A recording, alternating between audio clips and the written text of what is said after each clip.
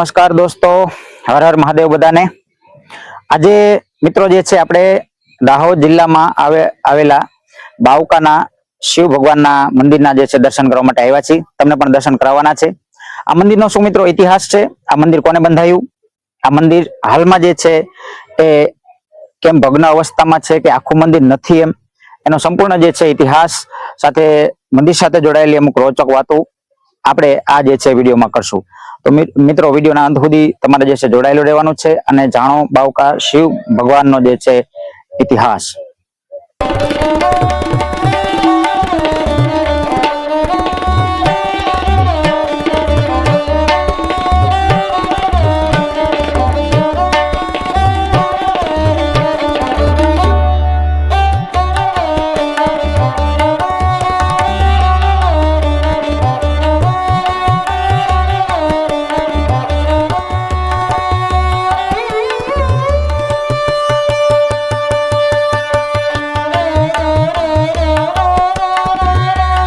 દોસ્તો આવો જે છે જાણીએ બાવકા શિવ ભગવાનનો જે છે જે મંદિરનો જે છે ઇતિહાસ।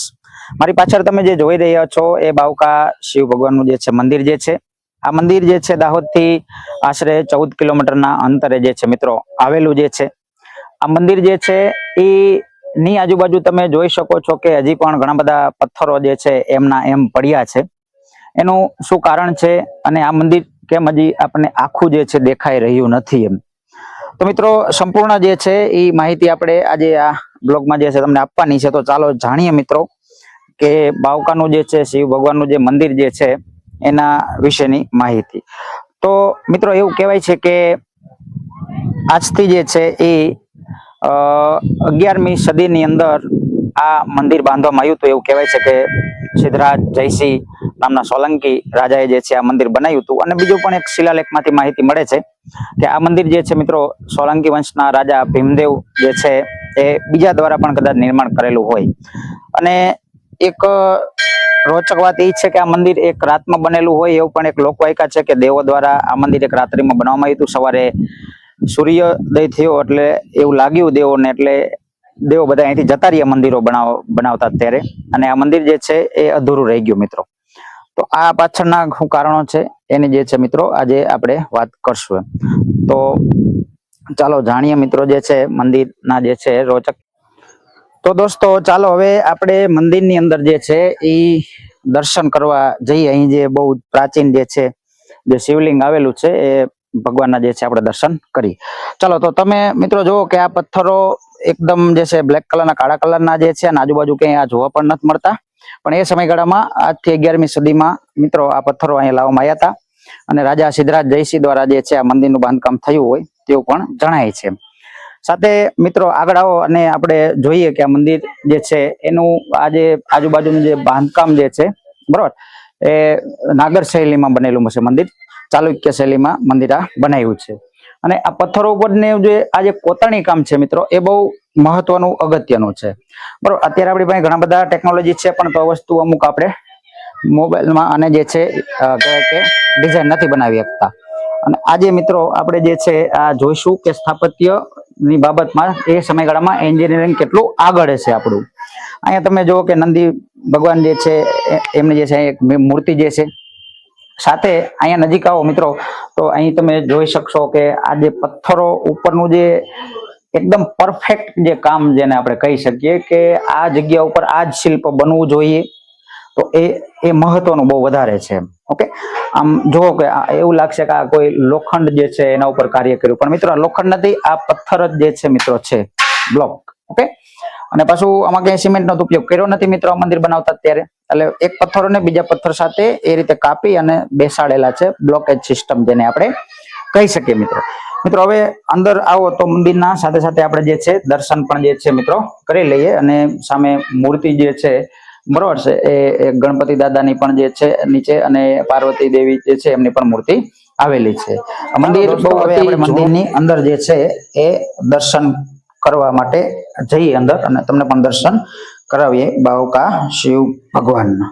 ચાલો આવો મિત્રો અંદર અને જુઓ કે આ મંદિરની અંદર એ સમયગાળાનું જે આ બાંધકામ જે છે, જે કરવામાં આવ્યું છે અહીંયા જો કે ગણપતિ દાદાની જે છે મૂર્તિ જે છે એ સમયગાળામાં કંડારાયેલી છે, કહેવાય કે પથ્થરની અંદર, અને સાથે અહીં પણ મૂર્તિ જે છે આવેલી છે સરસ મજાની કંડારાયેલી. શિવલિંગ નું જે અહીં જે શિવલિંગ જે છે ભગવાનનું શિવલિંગ એ બહુ અતિ પ્રાચીન છે, જૂનું છે મિત્રો. આ સાઈડ પણ જે છે અહીંયા બાંધકામ એ રીતનું કરેલું છે. થોડું ઉપર પણ જે છે જો દેખાય તો બતાવવાનો પ્રયત્ન કરજો કે એ સમયગાળામાં આ જે છે એ મંદિર મિત્રો બાંધેલું છે. ઓકે, ચાલો તો મિત્રો તમે જે છે બાવકાના શિવ ભગવાનના દર્શન કર્યા બધાને.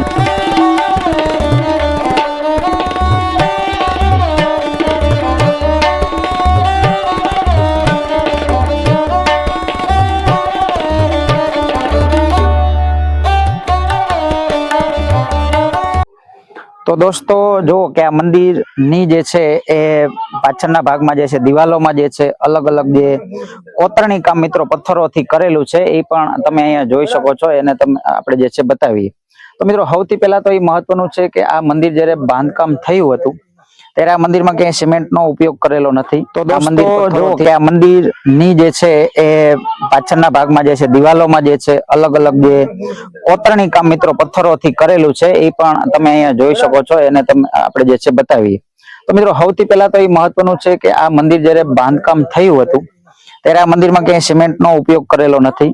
આ મંદિર પથ્થરોથી જ બંધેલું છે, બ્લોક વાઇઝ બ્લોક સિસ્ટમ જેને આપણે કહીએ. ઓકે, એક પથ્થરને બીજા પથ્થર સાથે જોડી અને જે છે એમાં બેસાડી અને આ મંદિર જે છે મિત્રો બનાવવામાં આવ્યું છે. સાથે હવે જો કે આ મંદિરમાં મિત્રો ઘણી બધી જે છે એ અહીંયા જે છે શિલ્પો કંડારાયેલા છે, અલગ અલગ શિલ્પો, જે હાથીઓના તમે શિલ્પો જે છે મિત્રો જોઈ શકો છો. અને આ પથ્થરો નું જે છે અંદર જે છે કઈ રીતે બેસાડવા એ સમયગાળાની એક મહત્વની એન્જિનિયરિંગ તમે મિત્રો જે છે એને કહી શકો. સાથે મિત્રો એ પણ અહીંયા તમે જાણી શકશો કે આ મંદિરના જે પથ્થરો જે છે એ આ વિસ્તારમાં ક્યાંય જોવા મળતા નથી, બરોબર. અને આ પથ્થરો ક્યાંથી લાવવામાં આવ્યા પણ એ પણ એક રિસર્ચ નો મુદ્દો જે છે. સાથે હવે જો મિત્રો આગળ આપણે જોતા જઈએ અને જે છે આ જે તમને અમુક શિલ્પો જે છે હું તમને સમજાવવાનો જે છે પ્રયત્ન કરીશ. ઓકે, તો અહીંયા તમે જોઈ શકો છો કે મિત્રો જો કે પેલા હાવ ઉપર જે છે એ થોડા મોટા શિલ્પો છે અને નીચે જેમ જેમ આવતા જઈએ એમ એમ નાના નાના તમને શિલ્પો જોવા મળશે. ઓકે, હવે જો કે અહીંયા જે છે ઉપર જે છે દેવી જે છે દેવતાઓના જે છે શિલ્પો જે છે એ કંડારાયેલા છે. આના પથ્થરમાં જ મિત્રો કંડારાયેલા છે. બહુ મહત્વનું વાસ્તુકલાનો આની અંદર ઉપયોગ કર્યો કે એવું આપણે કહી શકીએ. અને પથ્થરોનો કોતરણી અને એનું જે કટિંગ જે છે અને એની એક પથ્થરમાં પછી બીજા પથ્થરને બેસાડવો અને એ જ જગ્યા ઉપર પથ્થરને બેસાડવો એ એક મહત્વનું એ સમયગાળાની કલા કારીગરી હતી મિત્રો.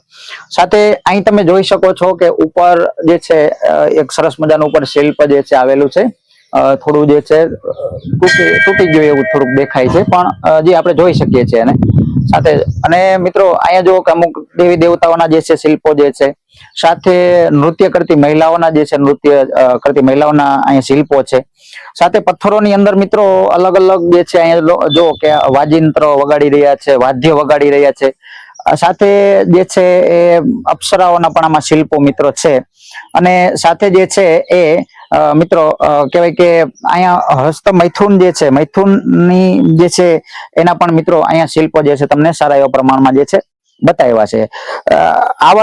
આવા જે શિલ્પો મિત્રો તમને ખજુરાના મંદિરમાં પણ જોવા મળશે મધ્યપ્રદેશમાં. તો એટલા માટે આ મંદિરને મિત્રો ગુજરાતનું જે છે એ ખજુરાહો પણ કહેવામાં આવે છે.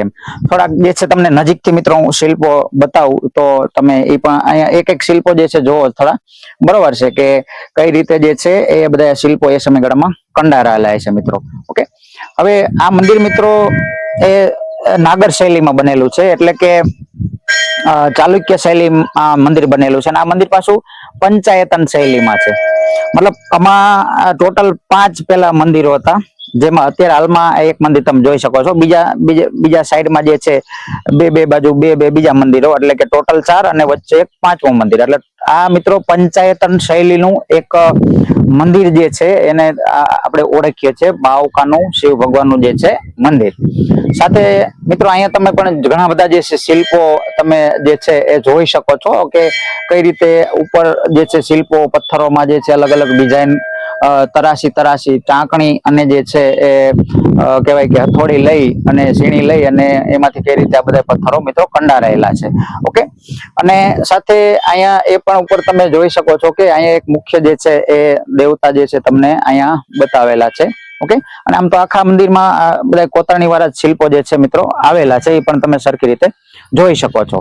અને સાથે તમે આજુબાજુ જુઓ તો અહીંયા આ બાજુ જે બતાવજો, આ એક મંદિર જે છે એટલે કે આ પંચાયતન શૈલીનું, એટલે કે આમાં ટોટલ 5 મંદિરો, એક અહીંયા છે, એક પેલી બાજુ બતાવો ભાઈ, આ એક સામેની સાઈડ જે છે, અને પાછળ જે છે તમે બધા જે છે એ પથ્થરો જોવો છો તો એ આ મંદિર બનાવતા હતા ત્યારનો ઇતિહાસ એવો છે કે જ્યારે સોલંકી વંશના રાજા સિદ્ધરાજ જયસિંહ જે છે એ માળવા ઉપર જ્યારે એટેક કર્યું હતું, અને એટેક કરી અને માળવા જીતી અને અવંતીનાથનું બિરુદ પ્રાપ્ત કર્યું, અને જ્યારે એ પાછા આવ્યા હતા દાહોદ વિસ્તારમાં, ત્યારે અહીં એમને મંદિર બનાવવાનું જે છે એ એક કહેવાય કે મિત્રો કાર્ય કરવાનું ચાલુ કર્યું.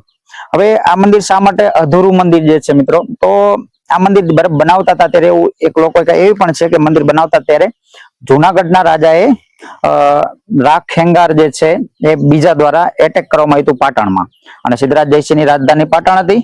તો આ મંદિર બનતું હતું ત્યારે સિદ્ધરાજ જયસિંહને અહીંથી જે છે જવું પડ્યું તાત્કાલિક ઇમરજન્સીમાં પાટણ. એટલા માટે જે છે મિત્રો આ મંદિર કદાચ અધૂરું ત્યારથી હોય એવું પણ જાણી શકાય, અથવા તો કદાચ એવું પણ બની શકે કે કોઈ બહારી જે છે આક્રમણખોરોએ જે છે હુમલો કર્યો હોય આ મંદિર અને મંદિરને તોડફોડ કરી હોય, આવું પણ બની શકે છે મિત્રો. ઓકે.